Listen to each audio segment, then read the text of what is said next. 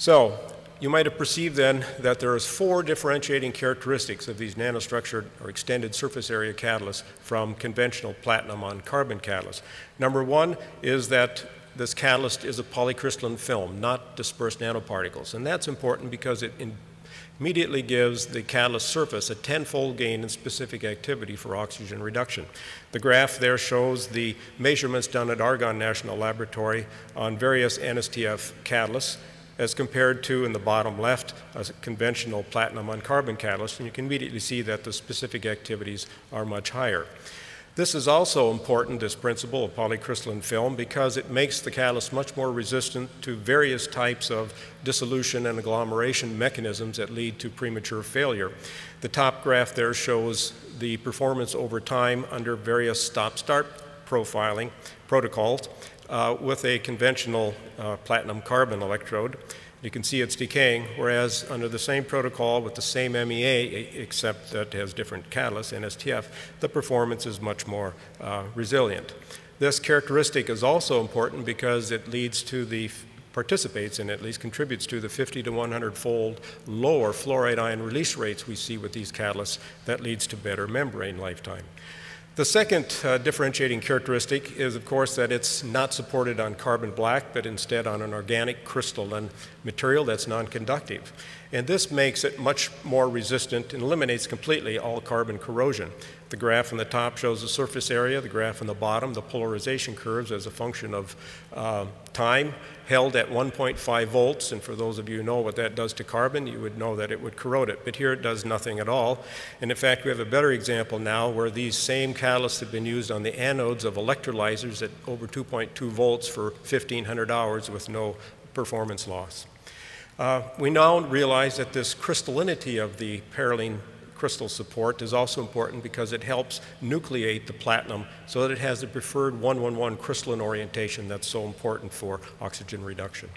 The third characteristic is that it's 20 times thinner or more, these electrodes. This SEM shows a cross-section of a hybrid MEA that has the nanostructured catalyst on one side and a dispersed catalyst on the other. You can see it's much thinner. This is important because it leads to lower resistance of mass transfer of oxygen and water from the electrodes, and that allows you to get to higher current densities. Of course, it also means very different water management strategies required, and we're now realizing that different anode GDLs are really the key to making these things work at low temperatures.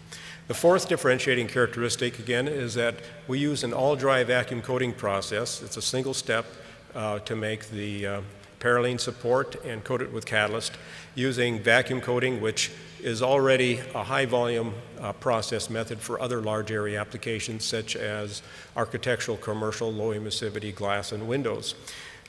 We've been, of course, developing the process for NSTF right along with the materials, and since 2006 over nearly 200,000 feet have been made of the 3 principal components that go into a catalyst-coated membrane. Now, what we call our 2009 best-of-class MEA has the highest performance with the lowest loadings, and this graph shows polarization curves for 2 MEAs and the power density curves.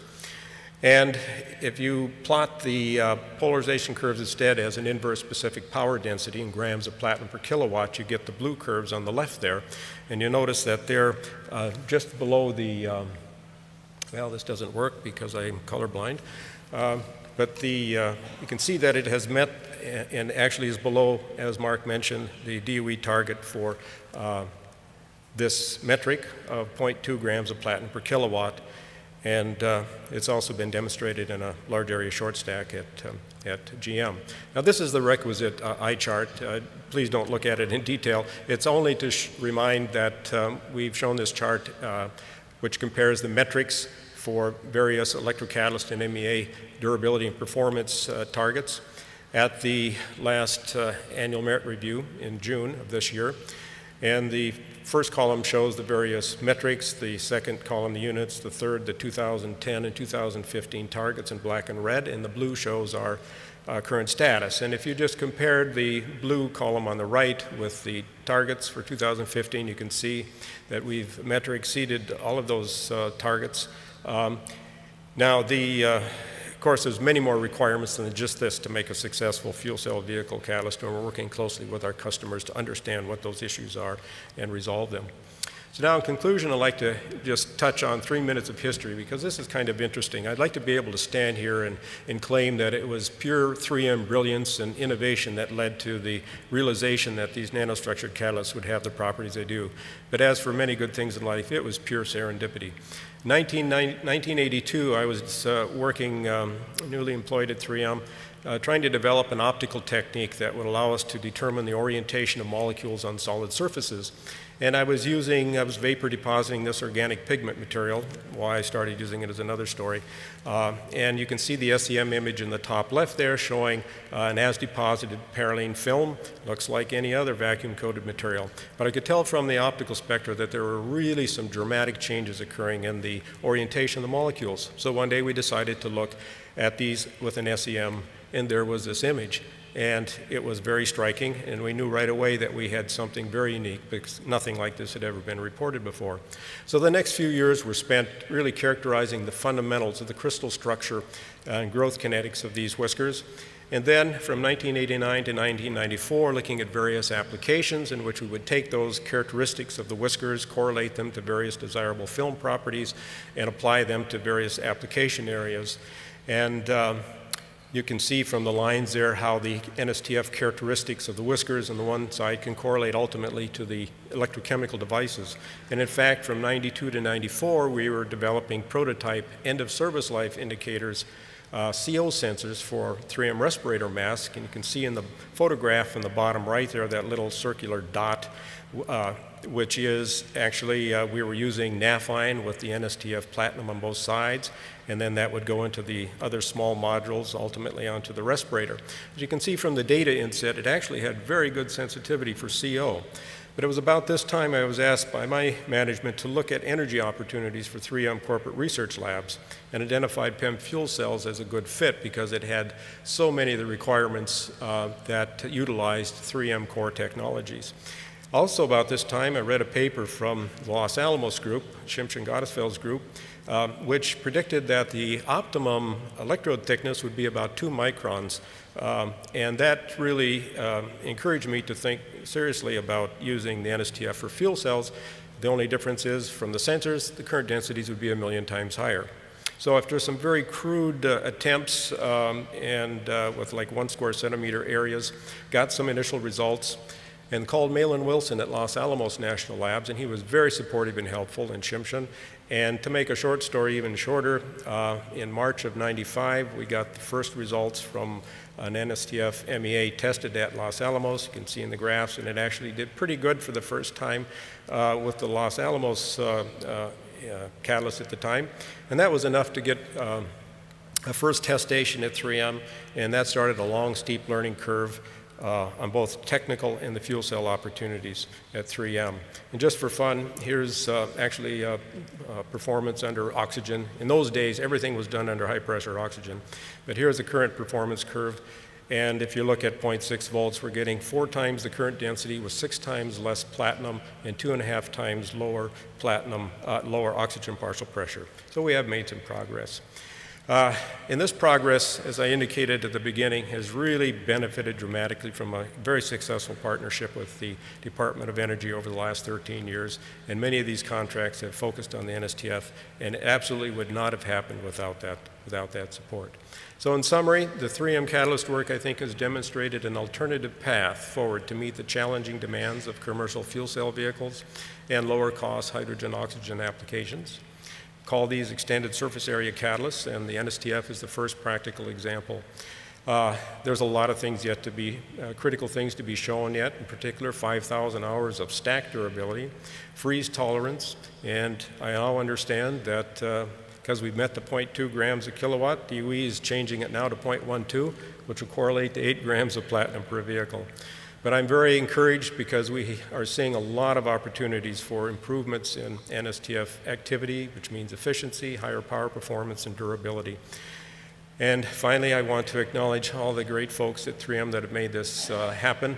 The top group there shows the people who have worked with me specifically since '95 on the catalyst development. And of course, we couldn't have done the success or demonstrated the success we've had without the benefit of the membrane and gas diffusion layer development teams and the scale-up and commercialization teams. They've been absolutely critical to all of this. And the Dalhousie University and Argonne National Labs have helped us with fundamentals, and of course, the Department of Energy, again, has been critical. Thank you very much.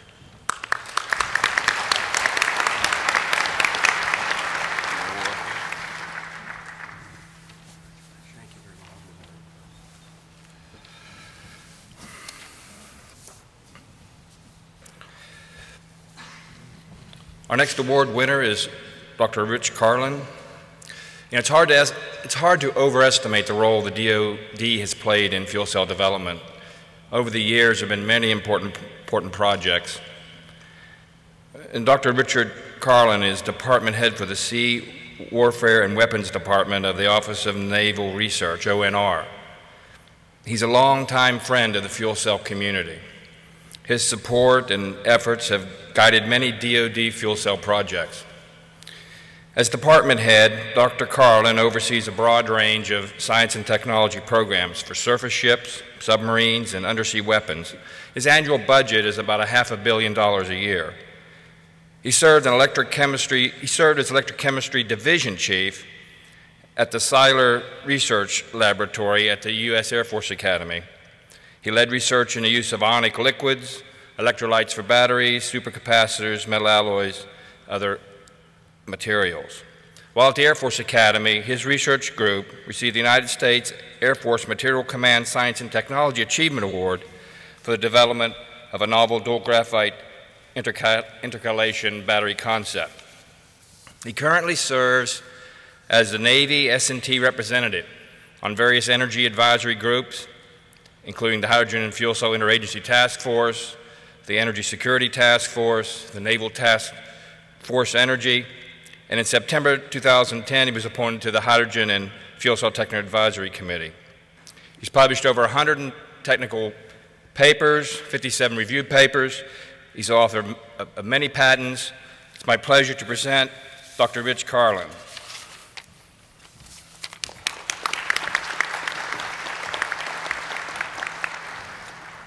Well, it's a real pleasure to be here, and obviously I want to thank the Fuel Cell Seminar and Expo and the Technical Program Committee for this award. I thought at this time, a little bit like Mark did, I wanted to go back, look a little bit back, and sort of show how we got to here, and the work that really has played and how we're heading. And just so as a primer, I'll also tell you, I'll go say where we're going a little further in the future at the government plenary session, so stick around for that piece of that.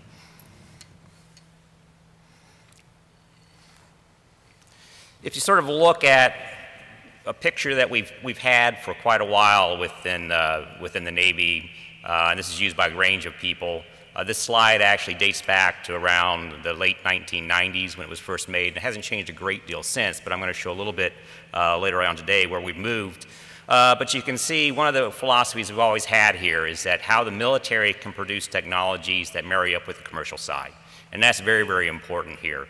Because in reality, if you look at what ONR has done and what this award really based on, it's really for the work of all of ONR, which in reality is the people that are out there doing the research. So if I have to thank people, clearly I thank the people at ONR like Michelle and Maria who are sitting out in the audience right here, and I think most people are familiar with them, but it's really everyone out here who does all this work from the DoD and the commercial side that's made all of this possible for us.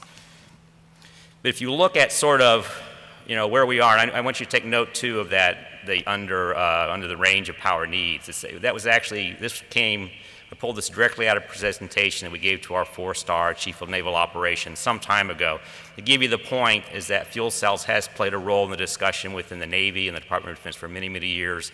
And this was looking at alternative fuels and alternative fuel vehicles and fuel cells for vehicles for the Department of the Navy.